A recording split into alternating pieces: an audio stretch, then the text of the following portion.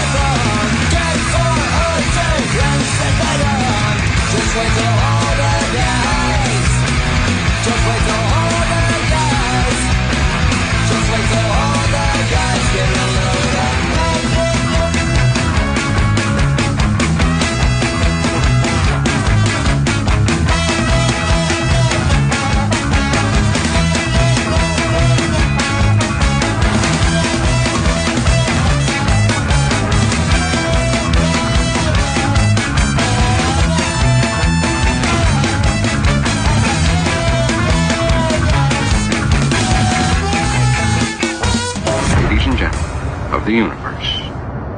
The next voice you hear. It's Erik Nagel.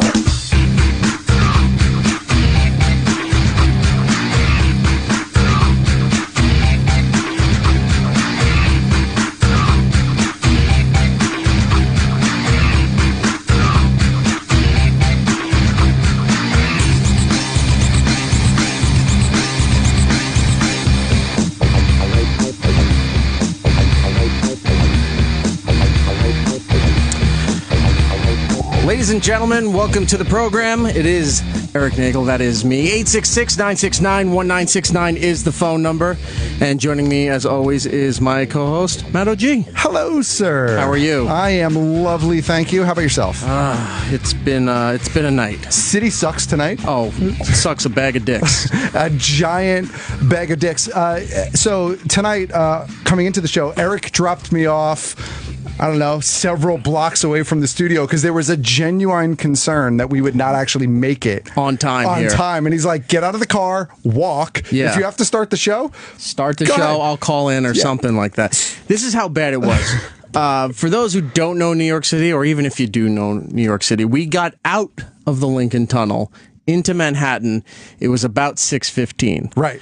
By 7:20, I still was, and that's roughly 40. It's 40th between 8th and 9th. Right. 8th and 10th, sorry. where we work is 49th and 6th. Yeah, it's not far. Between 6th and 7th there in Rockefeller Center. And by 7:20, we were still on 46th, just approaching 8th. It was not good.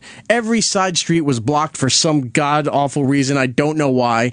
And I was at the point where it was 7:20. I said, I'm really freaking out, Matt. You need to get out of this car and start the show if I don't make it there. Right. So I walk through the cold that is Manhattan this evening, and I get to the building about 30 seconds before Erik gets to the building. So, I mean, I got here, but we lucked out on we this. lucked out.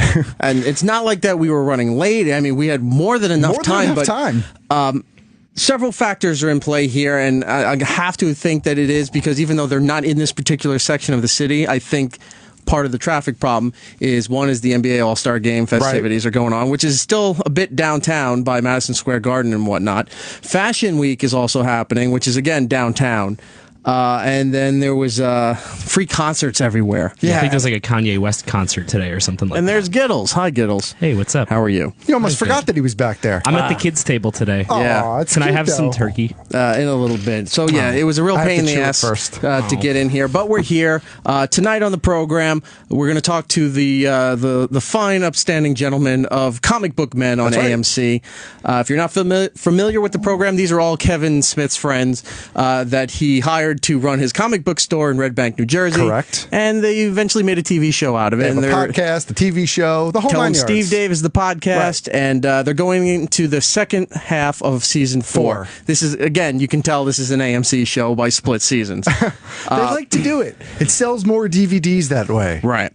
Now, what we're got to do here first before we get to them, there was some video game stuff that's going on that we need to talk about real quick here. Sure. A bunch of games came out recently and next week as well. The Order 1886. Which is the one that I've been waiting for because it has that weird Victorian steampunky sort of vibe going on. Yeah, that one comes out next week for PlayStation. Evolve is out for Xbox, PlayStation, even PC.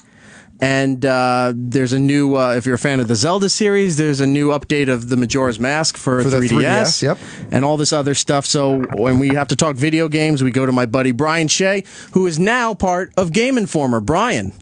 Hey, how's it going, Erik? How are you? What's going on, Bri? Doing all right. For the longest time, this asshole he said, there's something big coming, but I can't talk to you about it. I'm like, why'd you even tell me that? And this went on for months. And then finally he said, oh, it's happening. I'm like, oh, great, what's happening? I still can't tell you yet. Because he hadn't told other people and he had to move. It was just quite a whole ordeal. But now we found out that he left his previous company. He's now with Game Informer. And you're in Minnesota now? Yes. The other thing is I was moving up north to Minnesota from Texas, which, I mean, in January isn't exactly pleasant. But, ouch. Yeah, that's quite a transition. But, yeah, I was telling my family, I was like, I like, aside from my parents, I was at Christmas talking to my family. I was like, yeah, I can't really tell you where I'm going. I can't tell you, like, anything. That they were pretty convinced I was working for some governmental agency. I was like, no, I can't tell you. Sorry. So it wasn't just you, Erik. All right, Bryan, things are crazy today, so we're going to have to do a bit of a speed round here. Let's we go always over. do a speed round when we're I know, it's a speed round here. But this is even more of a speedier round, if you will. Let's start off with Evolve. What can you tell us about this game? Okay, well, that came out this past Tuesday. Basically, it takes place about the distant future when humanity's kind of exploring other solar systems. They land on this planet called Planet Shear, and they decide to start a civilization. And it is a 4 versus 1 multiplayer game. And what it is you're a group of hunters, and you're going around this planet trying to track down these monsters that are making it pretty much a living hell for these colonies that are based in Planet Shear. Right. And these monsters are enormous, and it's 4 versus 1, but the 1 is a giant monster. So if you're the monster, you have you can evolve your monster. That's where it gets its name. So you start off level 1, you're kind of weak, and you can choose what power-ups and abilities you want to level up. And then as you go around, you eat more things in the environment. You can change into a higher-level monster and add more ability points to certain things that you use more. But all the while, this team of 4 human-controlled players are hunting you down. So you kind of have to be sneaky about it. You got to be quick. You got to be strategic. It's a really cool concept. It's by the people who made Left 4 Dead. If you remember that game, That's a fun series. Yeah, so it's a great developer. It's a really cool game. I'm having a lot of fun with it. Okay, so this is definitely worth your time and money to put into this game. Yeah, check it out. It's definitely better enjoyed with people you know and people who are like communicating with each other. Definitely not like Call of Duty where you're going in. You can just kind of go off on your own and kill people. You have to stick together. You have to work together, or else the monster's just going to destroy you. All right. Well, a little later in the program here, as we talk to the comic book men, I have a bunch of copies of Evolve to give away for Xbox, for PlayStation 4, and even the PC versions. We're so fancy. So we're going to give those away in just a little bit. Like we're evolving as a show. Oh, yes. Let's move on to the Order 1886. All right. Yeah, this is a new game coming out on Friday of next week by Ready at Dawn. They're best known for their work on the God of War series. They put out all of the portable editions of that, and they also did the collection that hit PlayStation 3 that had the first couple of games from that series.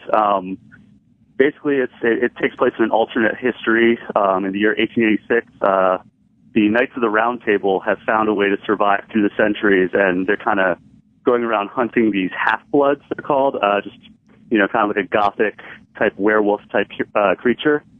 And, it looks incredibly cinematic. I haven't had a chance to check it out myself yet. I'm sure I will shortly after it releases on Friday. But, yeah, it's probably the first big exclusive, since it's only coming to PS4. It's the first big exclusive of the year. We, Roland and I got to go to, every year we get to go to the Sony. They have a little party here at one of the hotels in Manhattan where they get to show you all the things coming out for the next year. It's their holiday event. Right, but they do it like towards the end of the summer. Mm-hmm. And one of the things that really drew our attention from what Sony's putting out, and it's not just video games, it's new technology and other products and everything else they're involved in. But as soon as we saw the Order 1886 and what it involved, and it was like, this is awesome. But they only let you play one tiny scene. They wouldn't show you the rest of the game. Because at that time, too, they still hadn't finished it. And it was due out in February, like it is next week. And they were even concerned that they wouldn't have it done in time. Right. Because this game was so involved and there was so much going on with it. But it's definitely worth that. And we'll have some copies of that to give away a little later in the program. And that's for the PlayStation 4 only because it is a Sony game. Lovely. Let's move on to the new Zelda game for 3DS. Yeah, it's a of Majora's Mask, which came out in 2001 on Nintendo 64. This one is it's a very divisive game in the Zelda series. A lot of people say it's their favorite Zelda game. A lot of people say it's their least favorite Zelda game. It's very different from any other game in the series where, like most games in Zelda, you go around, you fight Ganon, you go through dungeons, stuff like that. This one is kind of centered on the Skull Kid, who is this kind of like, a tricky guy that you meet in the woods, and he steals your ocarina from Ocarina of Time. If you remember that game from N64, that was a great game. It's my favorite game of all time. So yeah, I'm a big fan. And yeah, you go chasing after him, and it kind of lands you in this parallel world to Hyrule. So it's a continuation of the Ocarina of Time. You can't really call it a series. I guess it's only 2 games, but it's a continuation of that story. The same Link takes place a couple months after Ocarina of Time wrapped up. But yeah, it's very different because you go around, you collect different masks, these masks give you powers, and you can go around and you repeat basically the same 3 days over and over again as you're going around trying to save the world and get your stuff back. Right. Okay, so this is definitely worth getting, or no? Yeah, it's in our most recent issue, Game Informer won our Game of the Month, which is pretty rare for a re-release. They improved a bunch of the mechanics, and they made the graphics look pretty modern. So it's definitely the best way to experience it if you haven't played it yet, which a lot of people didn't, because when it came out on N64, you had to buy the extra expansion pack because there were so many additional graphical strains on the system. Out of everything in the Zelda series, honestly, I know so many people love that particular game. I thought, for me, that was the worst one out of everything. I just got to the point where I found it too confusing and in some parts too difficult, so I just wound up giving up. I didn't even really try to play through the difficulty of it. But if they fixed all this stuff, so then maybe I'll have to give it a second look. Yeah, it might be worth it. All right, let's move on to the final game that you have there. What was it called? Not Daylight. Dying Light? Dying Light, sorry. Yeah, so there's a series called Dead Island that has been coming out over the past few years. It's kind of like a campier, cooperative zombie game. But that company kind of moved on from the series. Another team is developing Dead Dead Island 2 later this year. But the company that made the originals moved on and created this game called Dying Light. It's kind of a more serious zombie game. You're kind of dropped into this quarantine zone. It's like Eastern Europe or somewhere around there. And you have to retrieve this data, but you slowly realize this governmental agency that you're working for isn't exactly as it seems. So, you decide to join up with a group of survivors in this zombie quarantine zone and try and help them out. And there's this other guy who's trying to take control of the entire area and screw everyone else. So it's kind of standard action movie fare as far as like the story is concerned. But the gameplay is awesome. You run around, you can run up walls and climb. It's all in first person. So it kind of reminds me of like the Far Cry series if you played that. And Far Cry 4 was my favorite game of last year, so I kind of dug it. But yeah, it's a great game. You go around, you find different weapons, you can pick them up, you can craft new ones. Like I found like a flamethrower type attachment, and I attached to a knife that I had, so I had a knife that shot fire when I swung it. So you can get some pretty cool stuff going in that, and then there's also a whole bunch of exploration you can do. So this one seems good as well. So it seems like we got 4 solid games coming out right here. Yeah, and Dying Light hit, I think, late last month. So it's still fairly new, and I think it was recently on sale at one of the retailers. So keep your eyes open because people are making it more available than the $60 price point. All right, well, we'll have to look for all of this stuff here. And Brian, as you're aware, I got my Xbox One and I have a PS4 now when I had nothing last year. And all I've done was watch the Atari documentary so far. So they're just begging to be played with. So there's some great games here that I'm going to have to invest in and try out. And then invite me over to play because I don't have anything. So... Let's do it through Twitch TV. No. You can watch me play. I don't and I'll know make weird sounds, and then you can pay me donations. No, Twitch still scares me. Okay. Brian P. Shea on Twitter, and it's GameInformer.com, right? Yes, it is. And everything going good? They're treating you good over there? Yeah, it's been great. Perfect. Here. All right. Brian, thank you so much, my friend. We will talk to you soon with some new releases, all right? All right, cool, man. Talk to you then. Take care. I would like to have explored a little more, but we're really pressed for time. We are going to take a break, and when we come back, we are going to talk to Bryan Johnson, Walter Flanagan, and Ming Chen from AMC's Comic Book Men. We'll be right back. Oh, I am out of breath. You're always out of breath. So much going on here, but I have to take a moment to breathe because I'm fat and out of shape. Well, at least you admit it, and that's a start. And now... The what? There's a sport. Oh, wait, you're not on there. There you go. There we go. Oh, yeah. Hi, Ming. Look at that. Keep it down. Oh, it sounds good. It sounds so good. How come I'm out of breath and you're the one that was doing tons of radio today? Yeah. Yes, I know, right? Yeah. It's ironic. But before we get to Comic Book Men, let me tell you about our friends Loot Crate, who sponsor the show here. If you're looking for the perfect gift for that geek in your life, I hate that term. Geek? The geek term. Geek is a lovely term. It's not a lovely term. Not embracing it. It's a bad word. You're an ass. No. For that special person in your life, especially since it's Valentine's Day, or just want to treat yourself to something fun and exciting every single month. It's like Christmas. It's like Hanukkah. It's like your birthday. You never know what you're getting. Well, they tell you sometimes what you're getting, but they don't tell you everything that you're getting. It's like a period, except awesome. Right. There you go. Go to lootcrate.com, lootcrate.com, /Opie, too, by the way. Right. Because then you can save $3 on your very first crate for your subscription. Ooh, delali. It's so awesome. Less than $20 a month every month. And you get really cool stuff. You get... I lean more towards the Funko Pop stuff that they're putting out now. Because they got great exclusive stuff. Like the Groot that was glowing in the hand with the glow-in-the-dark stuff. Wait until our post-Toy Fair show if you liked Funko now. Why? Because they've gotten every single ridiculous license you can imagine, and they're making toys out of them. But doesn't that kind of oversaturate the market? 16 candles, sir. 16 candles. But anyway, Loot Crate will send you a specially themed box every month, hand-picked apparel, collectibles, licensed gear, and all your favorite franchises like Marvel, The Walking Dead, Doctor Who, Star Wars, Game of Thrones, much, much more. Maybe Comic Book Men stuff if AMC is listening here. Everyone's just looking around like, I don't see this happening. No Comic Book Men. Let's see, where was I here? Yeah, each month's box features a theme of movies, TV shows, video games, etc. This month is Play, and it's dedicated to all the tabletop, video, board, and card games that you love to play growing up and now. Nice. What could that entail? everything. Risk, Magic. 90 Pokemon, different I versions guess. of Monopoly. I hope there's magic.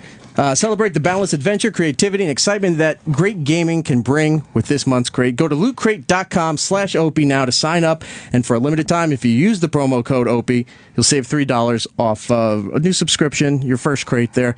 Trust me, it is very worth it. Go to lootcrate.com/Opie now. That's lootcrate.com/Opie. It's Erik Nagel. Erik Nagel.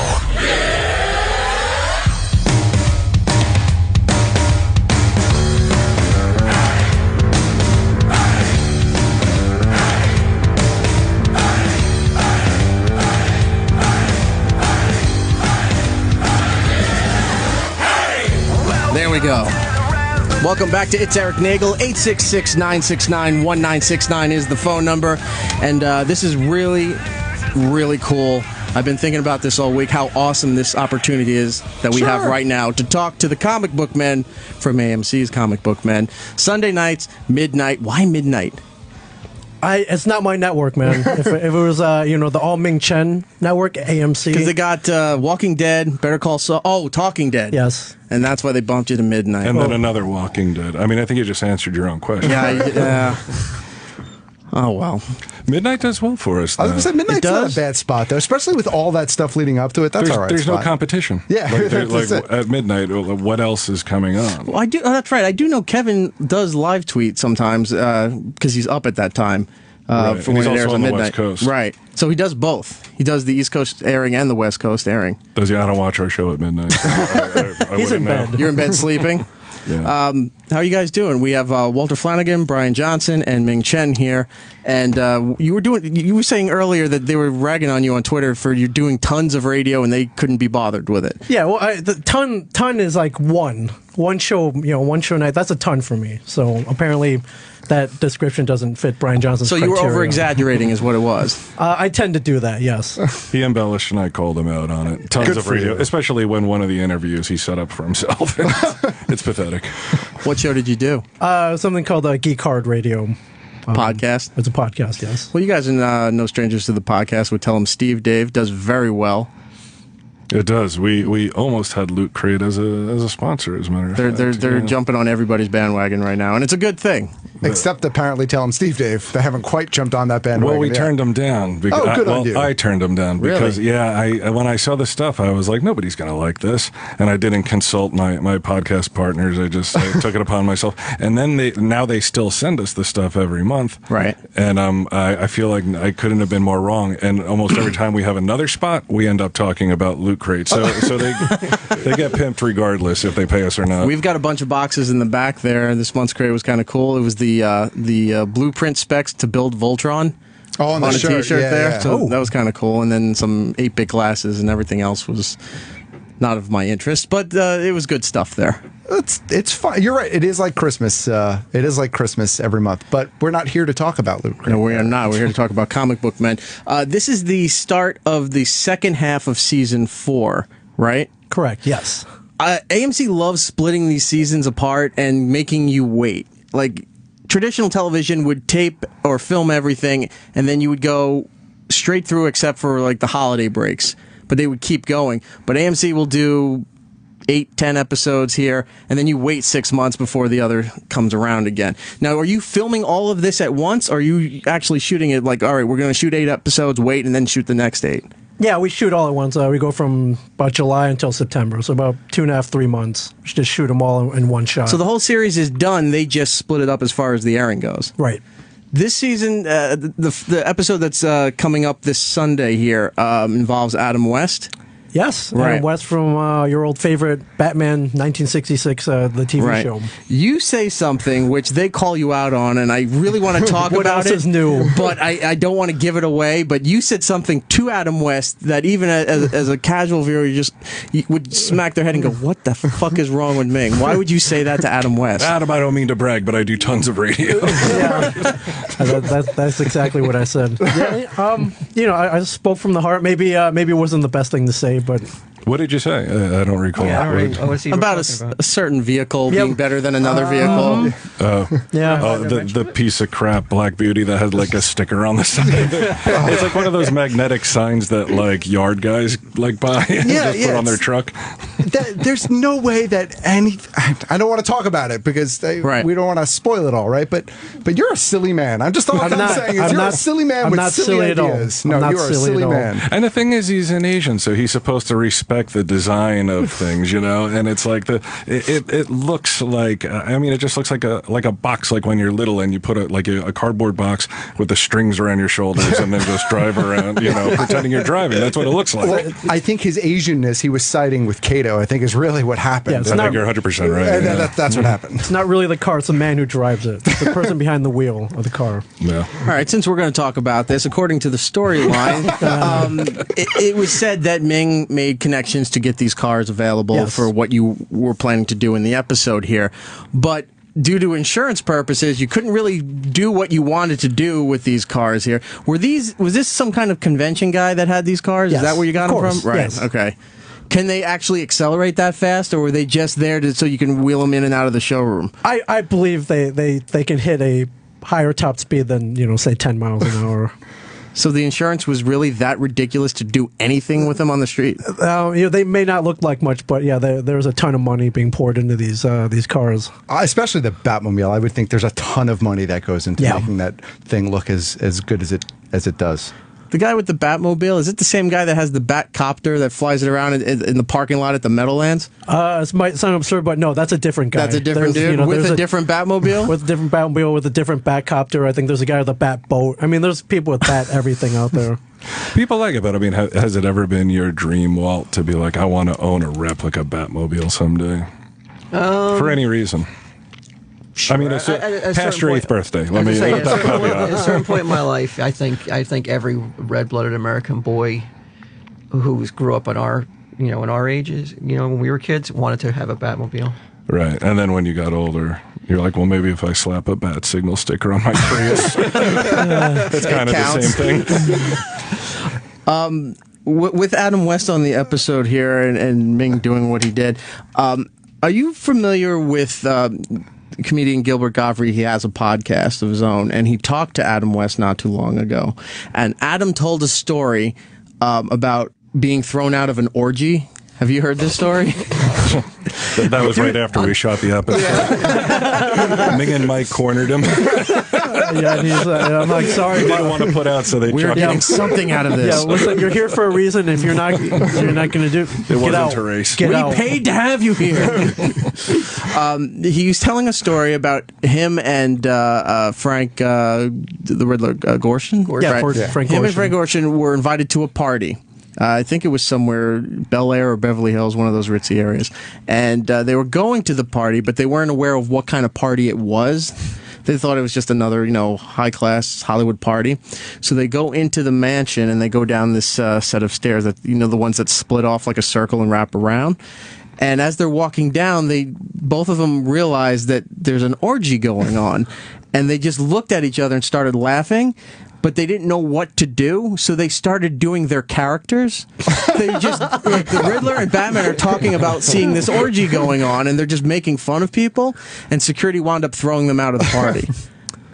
I didn't hear that story. No, he didn't tell us that story. He didn't mention that story on the set of Comic Book Men. Check out Adam West on the Gilbert Gottfried podcast, because he told a story about that and about Cesar Romero having orange slices thrown at his ass by boy toys. Jesus Christ! I mean, who does? Adam West revealed a lot on that show. Wow. How old was he at this orgy party? I don't know. Was this way back in the late 60s? This was 70s? while the show was still on. Oh, while it was still on. Yeah. It would have been great if they went in costume thinking it was, we'll just show up as Batman and there's an orgy going on. Hasn't happened to us yet. No. We must not be doing it right. I would think, luckily, in some regard, I don't know that you'd want to see that at this point. I don't know that Adam West in an orgy at this point in time. Cesar Romero thing, that's interesting, though. Yeah. Well, the orange slices? Yeah. What happened in that guy's life that his fetish became like, go on, chuck a tangerine? Have you gotten invited to parties like this or put in situations because of you being on the show? Have you gone to places where people people are throwing orange slices at their asses? Yeah, or orgies are going on, Sure. or drugs available, things like that. Like, do you show up at something that you think is one thing and turns out to be something completely different? I mean, there've been a couple of questionable, cosplay parties, but nothing like this. Nothing where people are doing it. Doing it. Where they're making love. One of the episodes, speaking of the cosplay stuff, one of the episodes from the first half of the season was you guys exploring the Brony convention. Yes. And about a season or two ago is when... Speaking of guys doing it. About a season or two ago is when you guys discovered Brony, when a guy this big dude came into the store and was saying, "Are you guys a Brony?" He had the pony tattooed on his arm and everything. So you went to this thing, and I know Walt was thinking from a business perspective that, no, this is ridiculous, but had to admit that there's a lot of merchandise being sold at this thing, and you guys were trying to figure out, is this something that you really could make room for in the store? Since that point, are you now carrying like My Little Pony and Brony stuff, seeing that there's a market for this? I gotta say, I couldn't be convinced. Jay and Silent Bob's is now exclusively like your one-stop shop for all Brony. They don't carry anything else aside. They put all Kevin shit to the side. Yeah, you want Pinkie Pie, you want Rainbow Dash, we got that. You want some Nightmare Moon? Yeah, it's all there. That convention couldn't convince you to carry it, huh? No, I mean, it's like you said, there is definitely money to be made off of that stuff, but there's a certain level of... You feel like the money might have orange juice.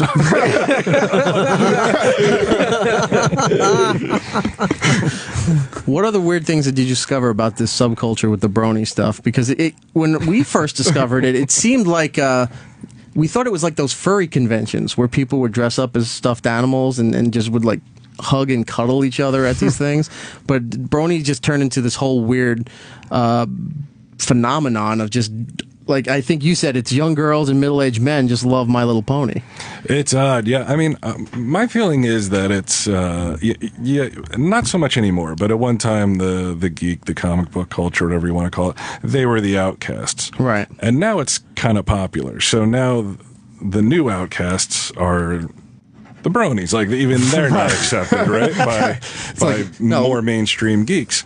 So for whatever reason, they're like, okay, now we all get together and friendship is everything. Because I asked one of the guys, the girls there are girls, they go there and they're called Pegasisters, Okay. And I said, is it annoying that these... Now, meanwhile, I'm talking to a man with a beard who's dressed as, like, strawberry shortcake or something. Yeah, he's got a little girl skirt on. He's wearing, like, a little baby backpack. It was odd. And he said that, no, there are no... there's no bad feelings that the Pegasisters show up, and it's just like it's all about inclusiveness. Right. That's the whole thing. And I don't get it. And you see people, they're in groups just dancing, in one part of the convention and happier than I've ever been. Like, if you took like every happy moment of my life right. and collectively mashed it together, I wouldn't be as happy as these guys are dancing in a group with other dudes and Pegasisters. I can't get my head around it. Yeah. Is this whole Brony movement? Is it? I think to each their own, but I think it's ridiculous. But are they being unfairly labeled? Because when this whole thing was making news, it seemed to be that they were sexualizing a lot of this. Have they hijacked a kid's concept and turned it into perverted something it tawdry? too? Yeah, because that's what brought it to the attention of everybody. Because it was dudes dressed in My Little Pony, and then the news was saying that they were like sexualizing this thing. Well, I didn't see any sexualization when we were at the con. I think probably in any of those subcultures, you'll have a select group of people that will find a way to sexualize it. But I think overall, I don't think that's what it's about overall. I think it's probably just about community and some sort of weird, like, just break off inclusive group of wackos. Fans. Yeah. Yeah, I agree. I didn't like Walt says. I didn't see much sexualization going on there. Right. I thought that originally, before we investigated at all, I thought it was just all gay dudes, and apparently it's not the case. It's the exact opposite. It's just guys who really enjoy. Oh, okay. I wouldn't go that far. It's a nice mix. It's a mix. It's gay dudes and dudes that haven't admitted they're gay. So, going to a convention like this, and going to a lot of conventions now, where before you guys were all into comics and going to conventions to, to buy stuff, to get comics, to see artists and celebrities that were there. Now you're on the other side of the table here, where you're selling stuff and taking photos and all that stuff. When you first got the chance to do that, how did that register in your mind? As far as I was that guy last year waiting for Lou Ferrigno for the 9th time. I think there's two different takes on this. I'll let Ming go first. Yeah, no, I love it. I love meeting people who watch the show, who love the show. People bring their little kids up, right? And they're little kids don't hold back. They don't lie. If they like the show, they like something, they're going to tell you. If they hate something, they're going to tell you. So they say they don't like you, but they like Bryan. Little kids mostly like Ming. Yeah, for whatever reason they relate to me. I don't know if it's because they're taller than I am, or they, I look like their little brother. I'm not really sure, but not even their big brother. Not even their big brother.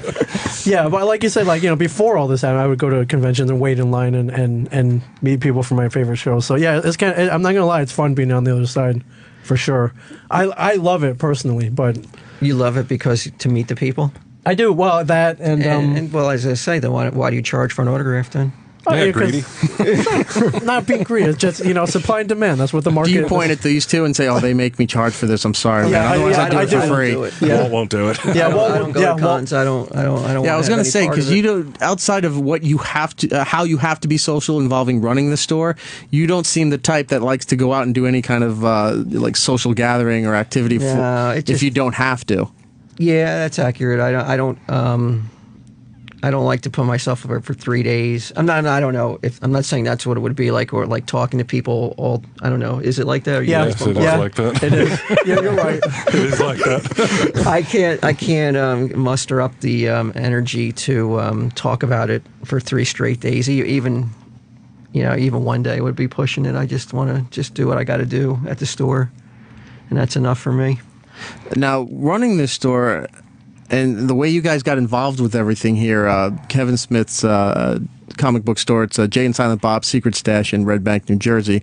Walter and Bryan grew up with Kevin, and that's how you got involved with everything. But how did you fall into the mix here as far as the because I know you worked doing View Askew stuff. You were doing message board or the website or something like that. I did the website about 20 years ago when Clerks came out. I did a Clerks fan site. I was one of those geeky fans who would put together like a fan site. I was like, ooh, I love Clerks. So I was trying to find other Clerks fans. Right. And instead of that, he saw it and gave me a call and asked me if I wanted to work with him. And so that led to this. So this was your rock star moment. He reached out for the crowd and picked you up and said, "You're going to come and join us." I was the Courtney Cox. He was the Bruce Springsteen. Right. I came up and started dancing with him in the dark. Yes. And Mike, who isn't here because he had some family obligations. How did Mike come into the fold with all of this? Mike actually was a customer at the store for many years.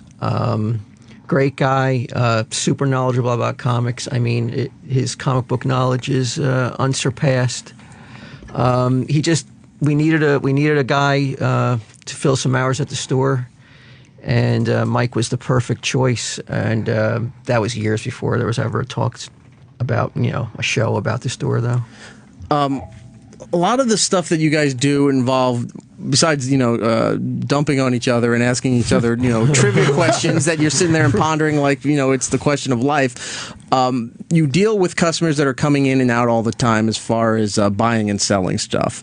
What is the ultimate get for the store and for you guys personally? Like somebody walks into the store, puts something down on the counter. What is the ultimate get for the store, and what's the ultimate get for you to take home for your personal collection?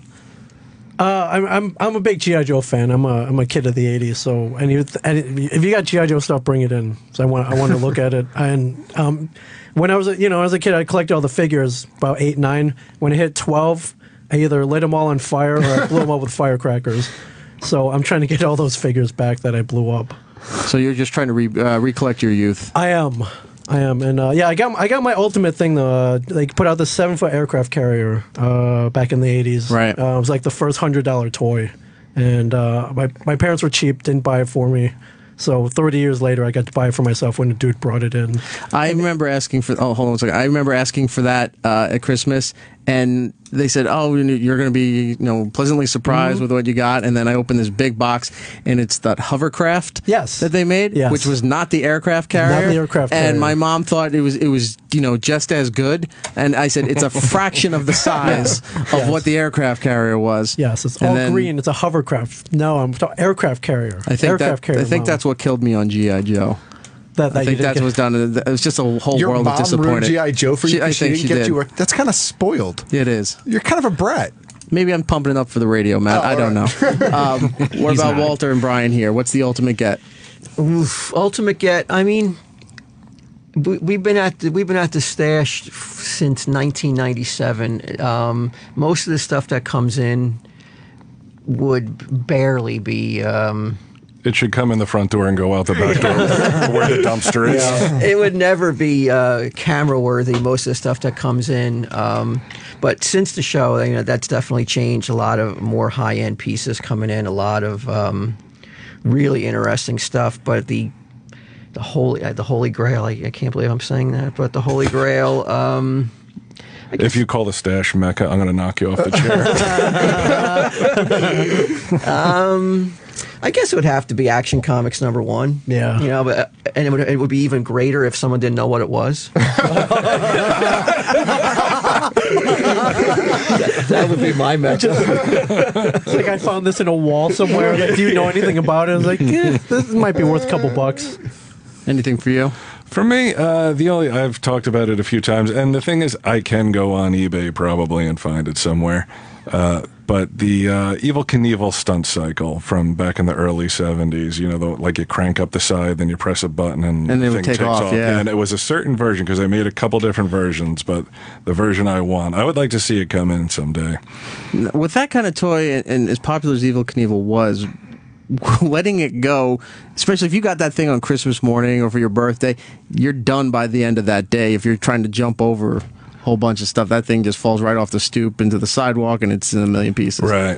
Yeah, I remember maybe a couple days into having it, I shot it at my sister, and it had like that little gear crank on the back wheel, and it just spun into her hair, and she had to cut part of her hair. It was awesome. You got some? No, I was just going to ask him about, because I'm a toy collector, so I wanted to know if your aircraft carrier was complete, or are you missing pieces of it?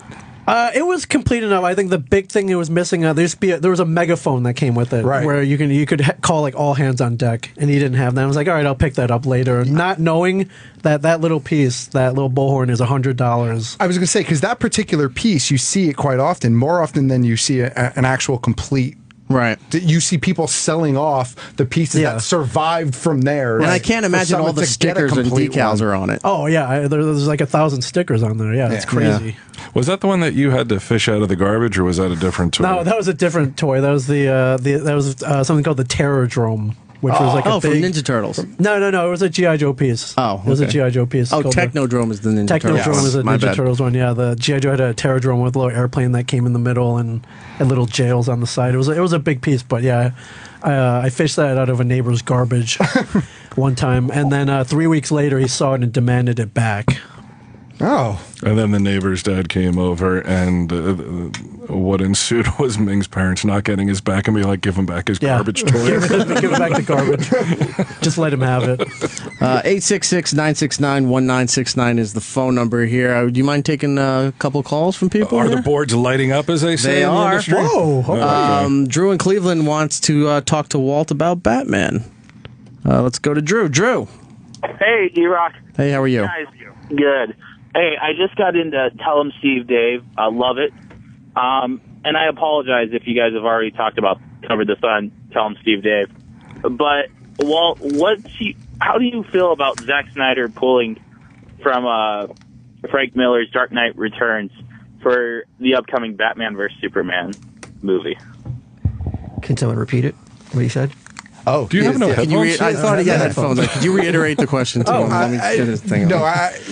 Yeah, I was going to say, how do you reiterate it? Because I missed part. It was the gist of it was, how do you feel about Zack Snyder kind of using Dark Knight for the upcoming Batman?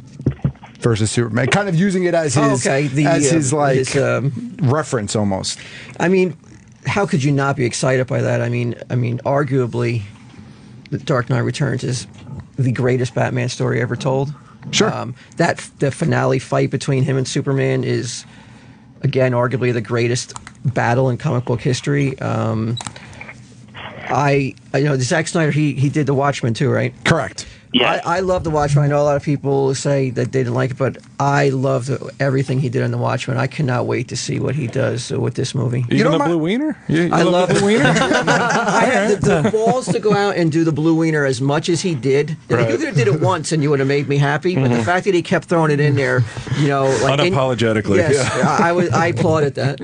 I have a concern though. I think that the reason it worked so well in the book is because you really had this the Blue Wiener or Dark Knight? No, Dark Knight, sorry. The Blue Wiener works wherever you put it. But the Dark Knight works so well in the book is because you really had this history between those two characters that as a reader, hopefully you understood, right? And you had been the reading. friendship, right? And And so in the movies, you don't have that. You have the one Superman movie.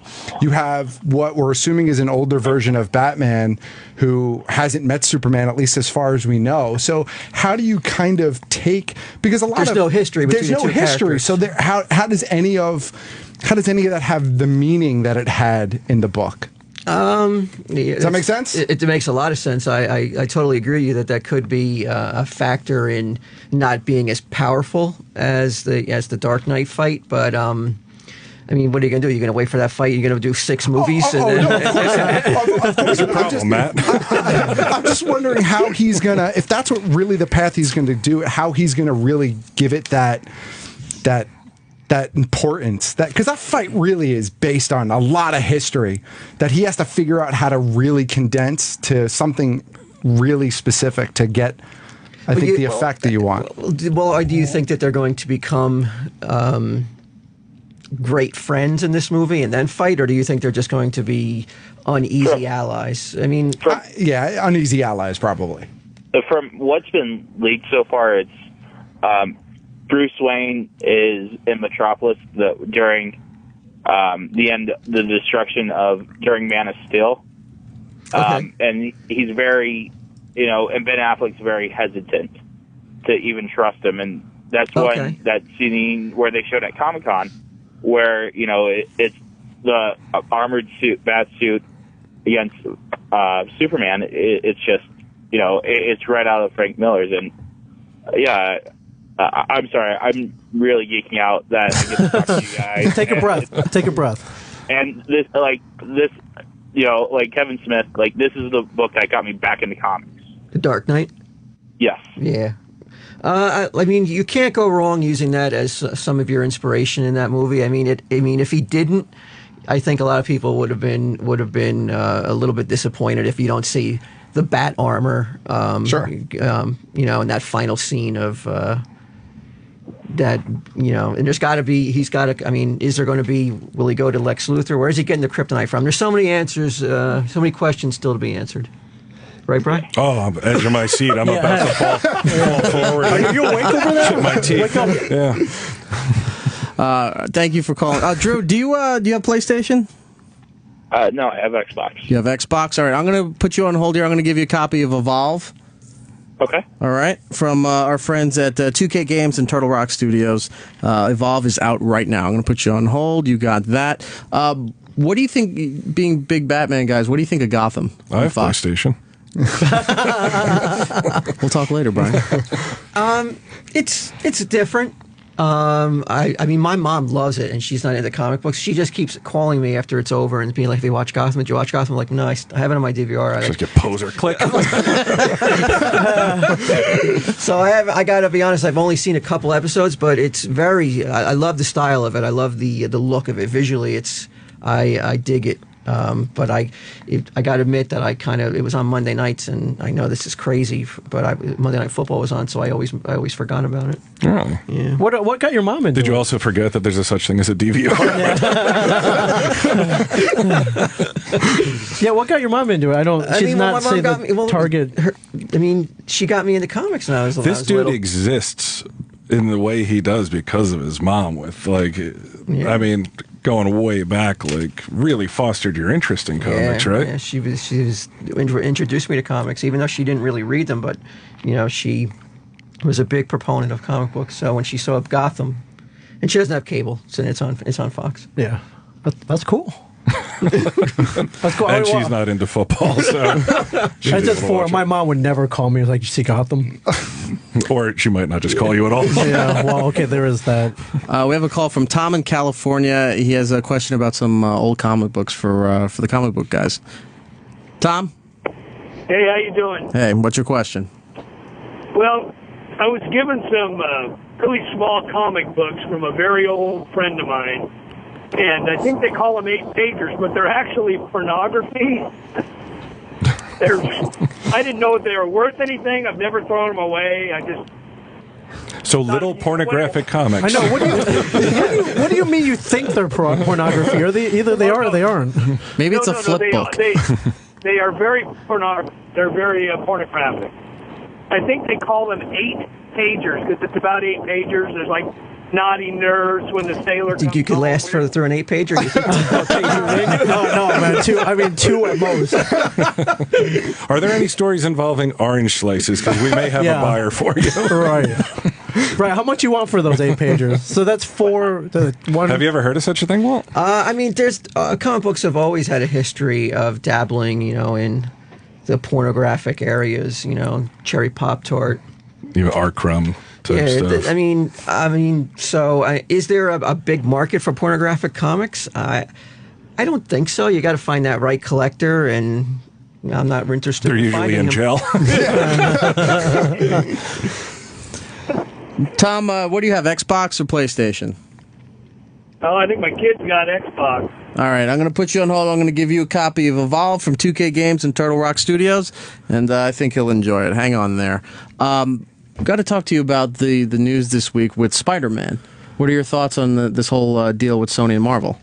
I think it's great. My first thought was like, all right, how much is Sony getting paid by Marvel? How much money are they going to get to use their character? Oh, is this where they're letting Spider-Man be one of the Avengers? Yeah, to cross over into the Marvel Cinematic Universe. I'm like, it's got to be like in the millions or billions free.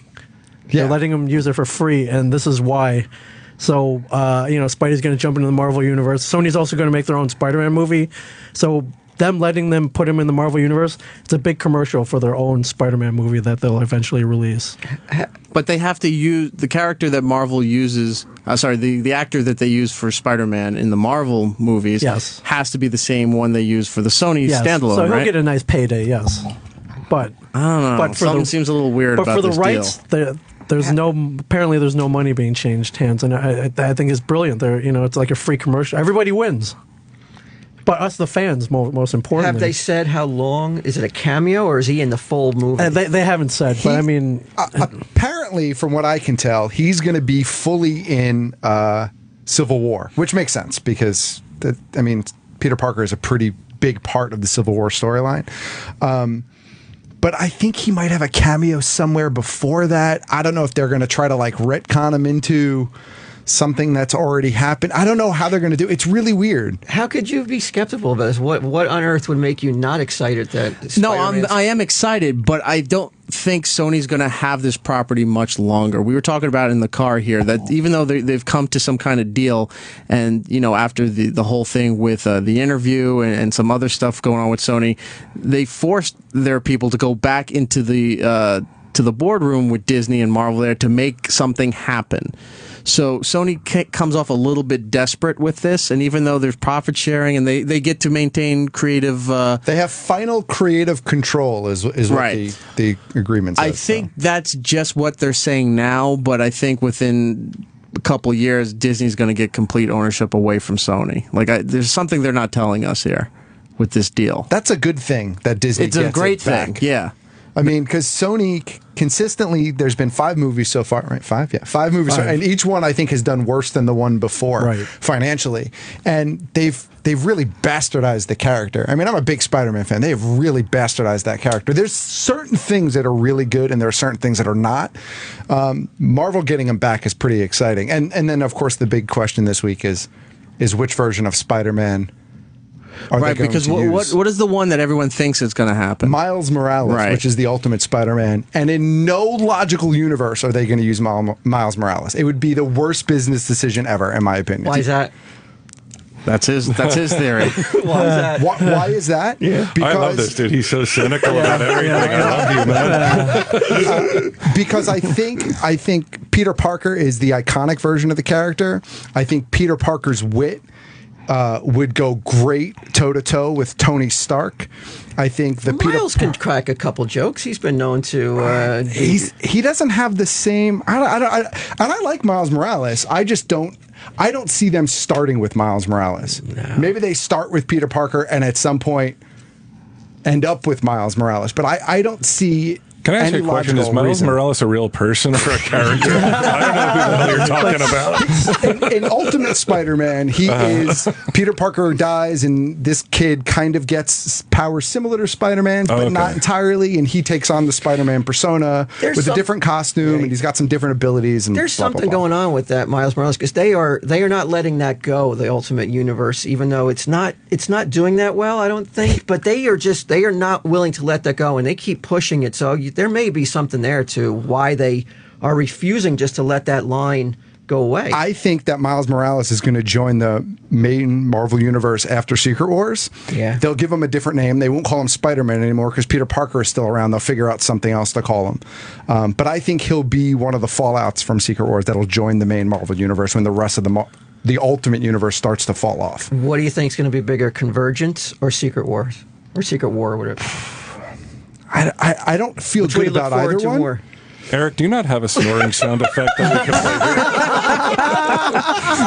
here? Brian and I are just looking at each other like, still awake? Yeah, I'm here. I see these buttons in front of me, and I see, like, dump. I'm just pressing it like crazy. It's One's the trapdoor under Ming. Oh, really? All right. like Austin Powers. I'm just going to go backwards into Ming's the fire just taking pit. notes for I Saw Comics. I am, yeah, thank you. I should talk about this on my podcast. I did talk about This is the way it's really done.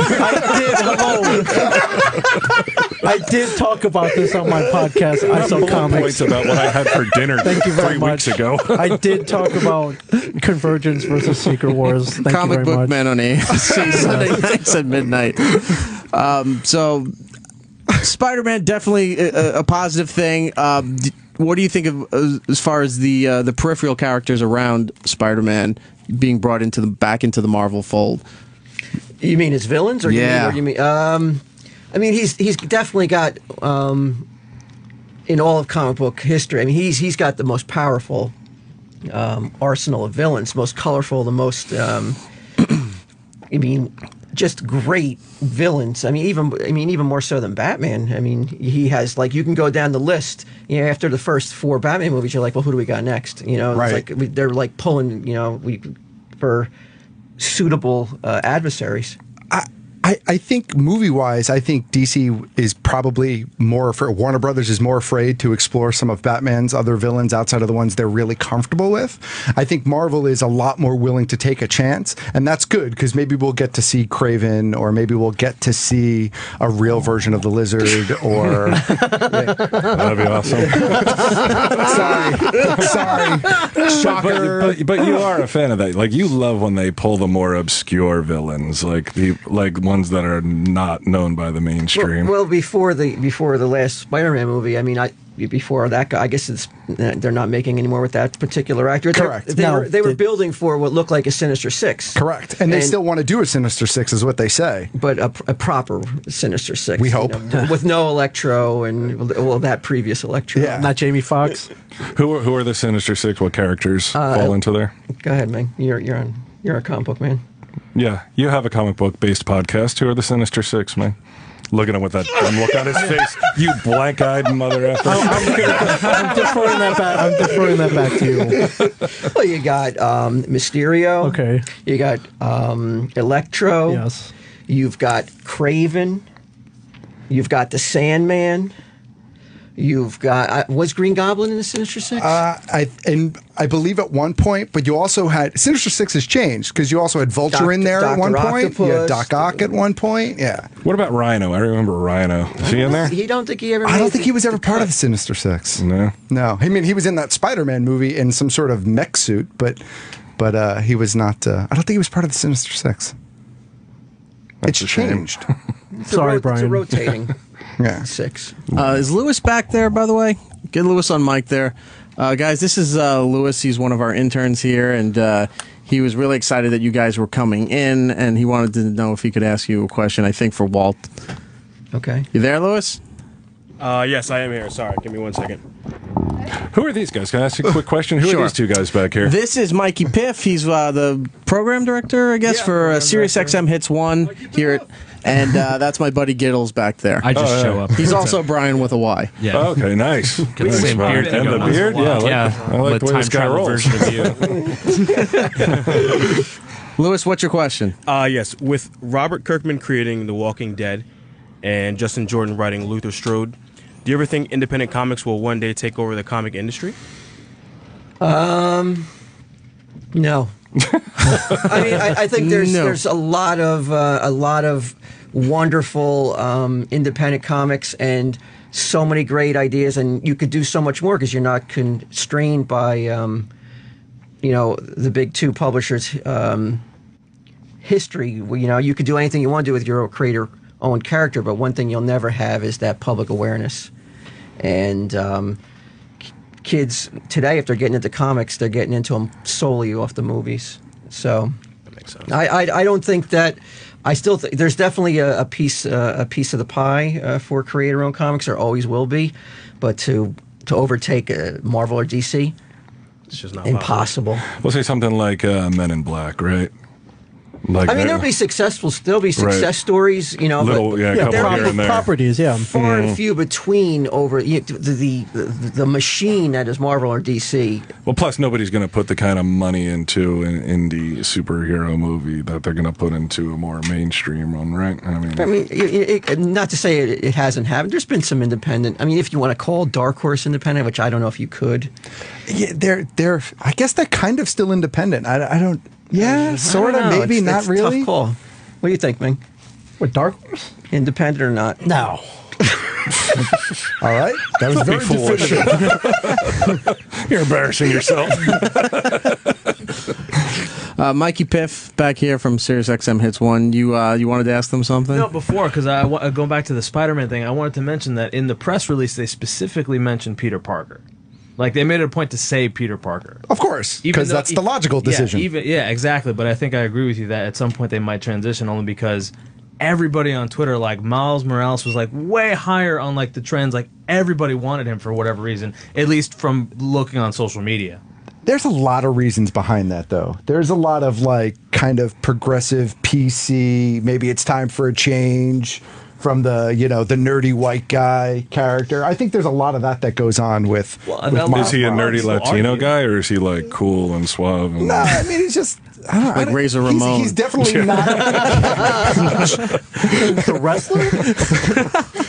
He's definitely not as nerdy as Peter Parker was. No, but Peter Parker was like the typical nerd. I mean, pocket protector and all back in the day. Charlie Brown as a superhero. Yeah. Do you guys look forward to the Fantastic Four movie, or are you just like, oh God, no? Yeah, it looks bad. Oh God, no. Doom is a hacker, really? You know what I really look forward to, and they never did it. They were MTV a long time ago was gonna do an animated version of Hate. Do you remember that? No, that was an indie comic, right? What company did that? I don't recall. Fantagraphics, maybe? Fantagraphics, yeah, you're right. Peter Baggy. It was supposed to be in the same block as remember when MTV had the Max? Mm-hmm. Right, it was supposed to be in the head. Yeah, it was supposed to be in that block of indie Liquid animation Television? stuff. No, they just started their own thing. I think it was like late Saturday night, where they were doing the head, the Max, and all this independent animation. I think that was supposed to be part of this block that they were building, and then all of a sudden they just dropped everything. Yeah, I saw him, Peter, at a con, and I kind of asked him about it, and it didn't seem like he really wanted to, talk about that. Yeah, and you could only do that book animated as an animated show, because live action you could never capture those reactions of Buddy and the girlfriends, and it's such a. Did you ever read it? No, I never read it. Fantastic book. based on like this sort of dysfunctional family. This guy who lived in Jersey moved to Seattle, then moved back to Jersey to live with his parents. It was like right around the grunge time, moved to Seattle. And it's have you ever read it? No, I remember hearing about it. I probably have come across it, but I don't think I ever read it. Yeah, if you could get the trade paperbacks, I'd recommend it. It's pretty good. What are you looking forward to most? With this news with, with the news with Spider-Man. It seems like Disney's putting the squeeze on Fantastic Four because they're not putting out a toy line or any other kind of promotion to go with it. They're canceling the comic. They canceled the book. They're just saying we are going to take this huge hit so that movie fucking bombs, and then I'm thinking trying to get it back. What a move! I don't think Disney had. Is it a bitchy move? I mean, they took the money when nobody cared. They should do. Yeah, but I mean, they took the money when nobody wanted to license their characters back in the day, and that's just part of the business. And now that they're doing everything right, they're going to go, yeah, you know what? We're going to squeeze you out and get our property back. I don't think Disney had to do all that. I think that movie is going to do very bad just on its own. Yeah, but I think it's so fun that they are doing that. I'm enjoying the fact that they're like, we're not helping you at all. No kids meals, no toys, no posters, nothing. No comic book. No comic. Yeah. You cut all lifeline off to this movie and go have fun with your movie. We'll see how it does, and then you'll come back in about a year. But is Marvel in charge of optioning for toys? I would think the studio would have that call, especially with a fast food tie-in. I think I remember reading they still have, as far as the merchandising, they do. They don't have creative control over the actual movies that they're doing, but I think they still have a big part as far as the merch that goes to these things. Yeah, because I think Marvel still works directly with Hasbro. As opposed to, I don't think Disney works directly with Hasbro for that license. You're saying that they're purposely distancing and not helping this movie out so it tanks and they can get the property back. I think that's potentially the end game. That's a theory that we've been floating. That's interesting. Yeah, eventually if Fox chooses not to make another one or a sequel if this one tanks. Yeah, but look at their history though. Like Daredevil was a disaster, Ghost Rider was a disaster. Right. It's like they didn't help those either, so it just seems like the logical. But they weren't when those came out, they weren't in a position they messed them like up. they are now. Say again? When those came out, Disney and Marvel were not in the position that they are now, where they can strong arm all that. I think everyone agrees with Disney and Marvel that like these guys are messing it up. Please get it back. There was like you could feel the giant sigh of relief when it was like, oh my god, Marvel's going to do Spider-Man. Thank God. I think a little by little you're going to see all these properties eventually, cutting side deals coming back to Marvel, with the exception of X-Men because it's doing too well, and that's going to be almost impossible for them to try to pull away from Fox. Yeah, Fox will hold on to those as long as they continue to be successful, and it seems like they found a good formula with those, with First Class and where they're going with that. Who's got Blade now? I think Marvel's got Blade back. Oh, I can't wait. I love the first Blade movie. I hope they do something cool with Blade. Yeah, that'd be great. I hope they do something with Punisher too. That'd be great. Punisher would be great as another Netflix series. They do. Yeah. Oh, wow. Somebody made an infographic with like circles and see who owns what universe. I have it saved them. I'll show you guys after. It's interesting. Yeah. They don't care. The show is Comic Book Men on AMC Sunday nights at midnight. We went a little bit on overtime here, so I apologize for keeping you. Are you not allowed to go as long as you want? I guess I could. I'd have to answer for it on Monday, but Monday's a holiday, so there you go. Yeah, do it, Eric. Yeah. So you'll answer for it on I'm not going to Tuesday. be bullied into. We'll go a little bit longer, I guess, because there are a lot of phone calls here. Do you still want to take phone calls, or are you done with the audience? No, I'll take phone calls. You want to take some phone calls, Ming? Yeah, let's take some phone calls. Let's go. At least one of them has to be like, you want to come to an orgy? Or throw tangerines at my ass, perhaps. What if it's from a brony? Dude. All right. If that's the offer I get, what am I supposed to do? All right. Let's go to John in Jersey. He wants to talk to the comic book man. John? Hey, Brian, what's up? I was wondering if you wanted to come over for an orgy. Oh, my God. There you go, man. How coincidental. Yeah, wow. What a coincidence, right? Yeah, well, we'll take your number off air, and I'll be there, and I don't know, 15 minutes? Yeah. Yeah, you got car service. Yeah, We'll take take the drive. advantage of it. Mm-hmm. It's like we're going to take a detour. Thank you, John. I'm just calling up. I had a question about. I used to collect comics growing up, and I got more into it lately with the whole trade paperbacks and everything. Where I was wondering if you guys see is that a big popularity? Do you see a lot more people buying those as opposed to the actual weekly comics? Absolutely, yeah. I think that the stash at 35 Broad Street in Red Bank we are selling way more trades now than the single issues. It feels like we're constantly reordering trades, and I think it's just the. Is it just for convenience? I think so. I think it's convenience, and if you missed out on an issue, you don't. It's always available. There's no it's never sold out though. A trade paperback is always in stock. Don't you think price plays into it a little bit too? Yeah. Sorry. I think you're right. I think it's price, and it's also like the world has this binge mentality now. With TV. They don't want to. Personally, I'll throw a little plug out there for Better Call Saul on AMC, which I absolutely loved, and I was so happy that the second episode was on the next day. But then now I got to wait week to week, and the same thing with trades. It's like you don't have to, and that's a month, right? That's a long time, right? Are they that much cheaper than buying the singles? Well, I mean, think about it. If a trade collects 6 issues and it sells for like 15, or it sells for $20 versus $4 an issue. I mean, some books are up at $4 now, aren't they? Yeah. So you're probably saving like $4 by buying the trade. Yeah, maybe even a little bit more. Not everybody makes Walt Flanagan money. You don't understand this. No. I agreed with that. I was like, if you are, I didn't realize. Yeah, I guess you're right. I think you probably end up saving. It might even be more than $4 in some cases. I think you probably end up saving a few bucks. And I'm more interested at this point. I'm not really trying to resell anything. I'm more interested kind of just keeping up with the stories and stuff. So I find it easier, kind of going to the trade paperback route for that. If you're interested in keeping up with the storylines and stuff. Okay. Bust the lube out, John. I'm going to be over there. Hey, John, do you have Xbox or PlayStation? I got PlayStation. I'll take that order 1886. You right? No, you won't. I'm not offering you that. Ouch. No, I'll give that. I'll give that to you. It's the order 1886 from Sony and PlayStation 4. You can pre-order it now on Amazon.com. It is out February 20th, and that's when you will receive it. John, I'm going to put you on hold. We'll get your information. All right. All right, thanks, man. Love the show. No problem. Thank you very much here. With the trades, would you recommend that for somebody who's new to comic books or wants to get into a different story? Would you point them more to the trades, or is there something about the individual issues that's more special to get them more attached to the story? Well, I think if the trade paper market, unless a book goes out of print, a trade paperback usually just stays flat what the cost of the book. But the single issues, if you're collecting more for I want to resell them at a later date, it seems like that's the way to go. Then buy the single issues.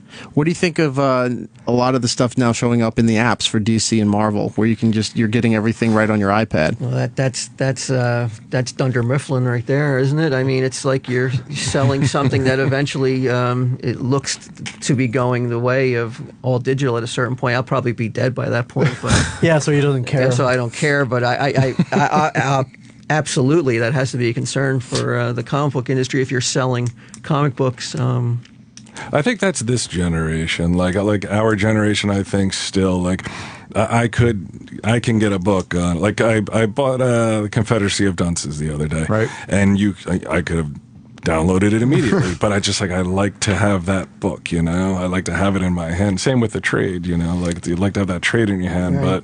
but like you said, our kids and kids today, they are not interested in anything that they can't view on their phone, right? Yeah. So yeah. I mean, or have like that immediately. Yeah, that's going to be a problem for the second manager of the stash. Yeah, that's our kids' problem. Yeah. But go back to that whole Middle East thing. They can worry about that digitized comics. But going back to the trades, I think Walking Dead's a good example. A lot of people have seen the show; they want to get back into the comic books. We're going to point them to the trades or the man. Yeah, because you can't go. Yeah, because the investment to go back and buy all the Walking Deads. You're like, oh, you want to get into it from the beginning? All right, well, here's $1,200. Yeah, that's just for issue one. Issue one is $1,200. But once you get into, you may hit a certain point. It's like, I'm a collector now. I want the individual issues. Then you can go back and get those. Yeah, I did that with Walking Dead. I watched the first season of it, and then I went back and bought the compendium, and it was like the first 48 issues for $20. So it was so much easier to catch up on it, and much better than watching on like a digital screen. Not easy to read though. Those things are like 15 Oh my god, pounds. it's great. You can beat someone to death with it on the subway if you need to. As a weekly reader, I kind of split it. So, like, there are books that I really care a lot about that I want the individual issues, like Saga, for example, right? I buy that when it comes out every month. Like, I want to own that book. But I also like to read a lot of the Bat books, and I just have no need to actually have them and store them someplace. So I'll get those digitally. And then sometimes I'll trade or get trades of specific storylines. But I kind of split it depending on what the property is or what the Doesn't title it kind of feel weird, though? You're like, oh, there it is, but I don't feel like I own it, really, Yeah, it's stored on a folder on my desktop. Is that what it comes down to? It's the actual ownership of the material? For me, I think that's what it is. It's like just floating there. Like my mother was years ago consumed with Farmville, and it was just like, oh, I have a chicken with a purple party hat. I have this green cow, and I'm just like, no, you don't. You don't have any of it. Like, you lose your password and you're done. Do you have a lot of valuable comics in your collection? Not anymore. Not anymore. You sold them all? So yeah, probably about 8 or 9 years ago now, I just sold every book in my collection, and I replaced the stuff that I felt like I wanted to own in trade form. So like a bunch of Batman stuff, Spidey stuff, that kind of stuff. But well, that's one thing. If you're into comics for collecting for value, that's one thing digital will never be able to replace. Correct. You'll never be able to trade your digital copy or resell it to any to a store or anything. And actually, digital copies might actually help bring back some sort of value to individual issues. Because for a while, individual issues were, unless it was something significant, had no value to them because there was billions of them printed, right, or whatever, and everybody had one. But if more and more people are buying digital and there are less and less physical copies being printed, you might see a nice uptick in the physical back copies. issue market. Yeah, but what about? But will there be the brick and mortar stores selling them then? As it keeps, like guys at cons. Yeah, your kids are in trouble. Guys at cons, they're all right. Do you see it at some point where? Well, God, I hope my kids aren't. Do you see it at some point where, with the digital technology and the books now coinciding for now, do you see it where comic book stores will become more toys and figures and collectibles and less of the actual comic book itself? I think they are right now. I think that you have to try to offer more than just comics. You have to offer some toys, maybe some apparel, definitely trades. How does the how's the toy market faring these days? Are figures still in? I mean, there's certain figures that are definitely still sought after, but I mean, it's tough. I mean, there's so many. And the figures are not cheap, man. They're expensive. At $25 for an action figure now. That's a retail value, not the Chase figure anymore. Yeah, my niece wanted a Harley Quinn figure. She's 9, and she wanted a Harley Quinn figure for Christmas. And I'm looking, I'm like, $30, $35. I don't love you that much. Let's not get crazy. There's some lines doing well. They're like Funko's kind of taking over the world right now, right? The pop, yeah, well, they have something that is so great is that it's almost like disposable figure. It's like it's a impulse buy almost. Those are those they're little so short cheap. ones. Yeah, right? they're like $10.99. You can't beat it. It looks cute. Oh boy, I wish I owned a part of Funko. Yeah, they've in the 2 or 3 years ago, they had a couple. Like I'm a big Simpsons fan and a big Simpsons collector, and they had 4 Simpsons figures as part of the initial line for Funko Pop.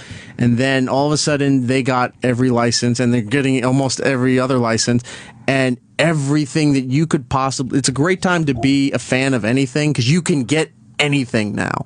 Where like 10 years ago, you couldn't get half the stuff that if you were an obscure fan, like if you're still a fan of the Tick, say, right? There was only very few things if you could find collectors or at the con or something like that. Now there's a resurgence of it. Funko's got everything.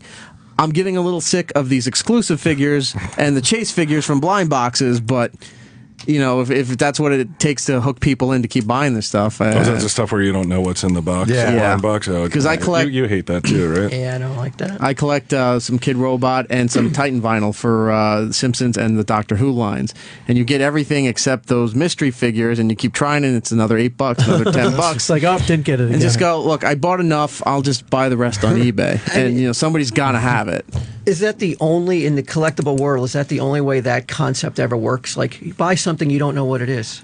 I mean, that's the only world Like if you that went to would the work food store, it wouldn't work. right? Like, you don't know what type of food is in this bag. Yeah, you're like, I didn't want calf brains. I wanted a frozen pizza. It's kind of like the old grab bag, thing you used to see at conventions back in the day. You know, it's $10 and you're guaranteed to get $20 worth of crap that I don't want, and that's kind of what it is. You know, you're taking a chance. I mean, I guess at least with these you have a rough idea of what it is, but I don't. Not like everything blind box can either. be Loot Crate, right? Yeah. Right. I don't like blind box either. I think it was the only way that some of these toy companies could, especially if they weren't, Hasbro or Mattel or something like that, that they could at least compete or survive. Where if you see a whole line of figures for some franchise, you'll see the ones that are always gone and you can't find. Then you'll see a million of these other characters and the kitchen sink versions of them that are just still hanging in Target and Toys R Us, so you can't buy it. So this way, you know which ones you want. You see, they show you the product line, but you can't buy which one you want. So you're like, you got to hope that you can get the actual character that you want. So it's frustrating, but those videos online do amazing amount of subscribers and hits for people just opening blind boxes. Like there's millions of hits on just some guy who said, "Oh look, I just bought the new South Park line from Kid Robot, and I don't know what's in all 18 of these figures here, but we're going to open up one by one." And they're all Cartman, right? and people go on YouTube and they watch other people. Yes, they're called unboxing videos. They're extremely popular. Makes no I sense. thought I had nothing to do in life. They got more views than comic book. I know, Jesus. Oh, that's not right. This next episode, we just unbox stuff. Yeah. That's what we should do. It's a good idea.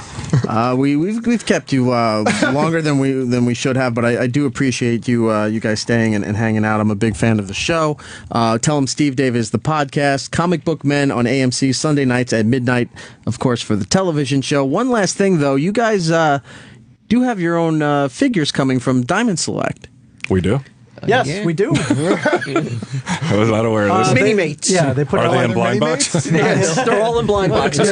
Fuck, another Ming. 19 Mings. That's right. You got an extra Ming? I'll buy it all. And the Chase figure is Brian because he didn't want any part of it, so he's not even in the line. Yeah, there's a line now called Mini Mates, Brian. They kind of look like Legos, and they're about This is your figure, Brian. It's you. Oh, there I am. You're wearing a TSD. You're like an angry Gandalf. Yeah, right? Oh, wow. I know, I should have had like a staff in my hand. Yeah, so there are 5 of us. You can shrink the photo down to see everybody there. But yeah, all of you guys and Kevin is part of the line as well. Yeah. Good for you.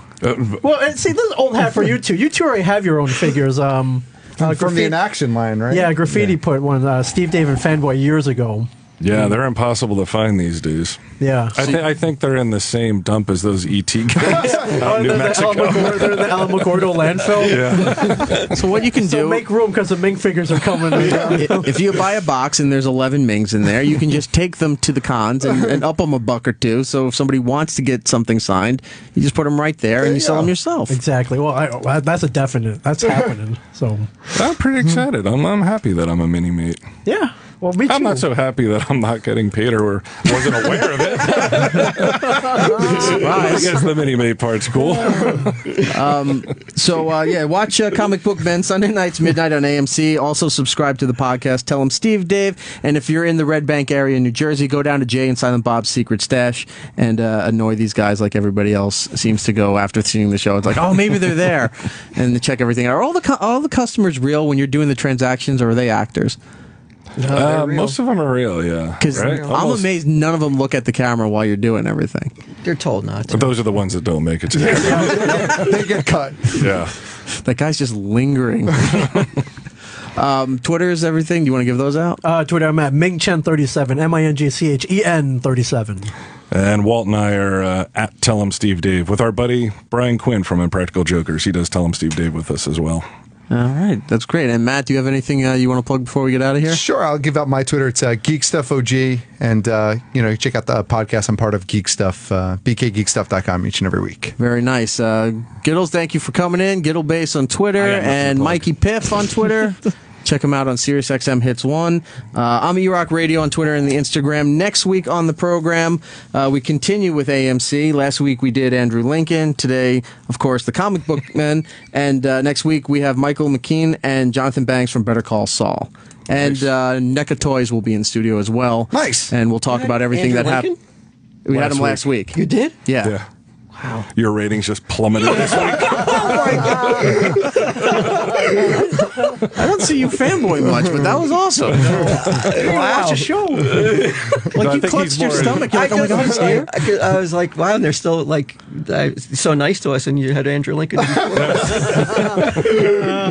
And next week, Better Call Saul. And like I said, NECA Toys will be here. Randy and Chris. We'll talk about New York Toy Fair and all the new stuff that's coming out from NECA. Indeed. So we'll have them Funko next week. And everywhere else. Yes. I think that's about it. Yeah, that's it. Look for the show later on SiriusXM On Demand. Thank you, everybody. Oh, we still have other games. I think I'll give them out on what we have left on Twitter there. Okay. So follow us for that. See you next week, guys. Bye. Take it easy. And that's all the time we have. Follow Eric on Twitter, Facebook, and Instagram